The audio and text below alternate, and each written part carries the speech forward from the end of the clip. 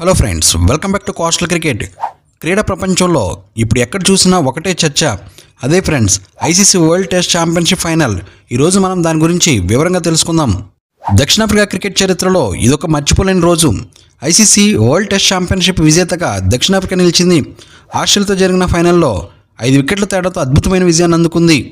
ఇది దక్షిణాఫ్రికాకు ఒక చారిత్రాత్మక విజయం.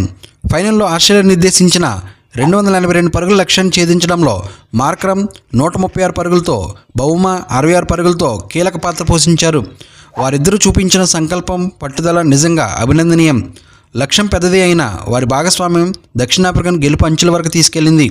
మార్క్రమ్ సెంచరీ, బౌమా అర్ధ సెంచరీ ఈ మ్యాచ్ గమనాన్ని పూర్తిగా మార్చేశాయి. ముఖ్యంగా మార్క్రమ్ తన సహజమైన ఆటతో పాటు పరిస్థితులకు తగ్గట్టుగా ఆడి జట్టును ముందుని నడిపించాడు. బౌమా కూడా చాలా సంయమనంతో ఆడి మార్క్రమ్కు చక్కటి సహకారం అందించాడు.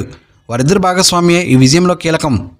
1998లో తొలి ఐసీసీ టైటిల్ గెలుచుకున్న దక్షిణాఫ్రికా సరిగ్గా 27 ఏళ్ల సుదీర్ఘ నిరీక్షణ తర్వాత ఇప్పుడు రెండో ఐసీసీ టైటిల్ సాధించింది. ఇది కేవలం ఒక విజయం మాత్రమే కాదు, దక్షిణాఫ్రికా క్రికెట్కు ఒక కొత్త శకాన్ని ప్రారంభించినట్లయింది. ఎన్నో ఏళ్లకు ఎదురుచూస్తున్న అభిమానుల కళ నెరవేరింది. ఈ విజయం జట్టులో కొత్త ఆత్మవిశ్వాసాన్ని నింపుతుంది అనడంలో ఎలాంటి సందేహం లేదు.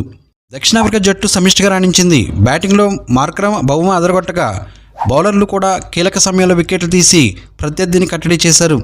ఓవరాల్గా దక్షిణాఫ్రికా అన్ని విభాగాల్లోనూ అద్భుతంగా రాణించి ఈ ట్రోఫీని గెలుచుకోవడానికి అర్హులమని నిరూపించుకున్నారు. ఫ్రెండ్స్, ఈ వీడియో నచ్చితే లైక్ చేయండి. మరిన్ని ఇంట్రెస్టింగ్ వీడియోస్ కోసం మన ఛానల్ని సబ్స్క్రైబ్ చేసుకుని బెల్ ఐకాన్ యాక్టివేట్ చేసుకుంటే నేను పోస్ట్ చేసే నెక్స్ట్ వీడియో మీకు నోటిఫికేషన్ వస్తుంది. Thank you for watching. జై హింద్.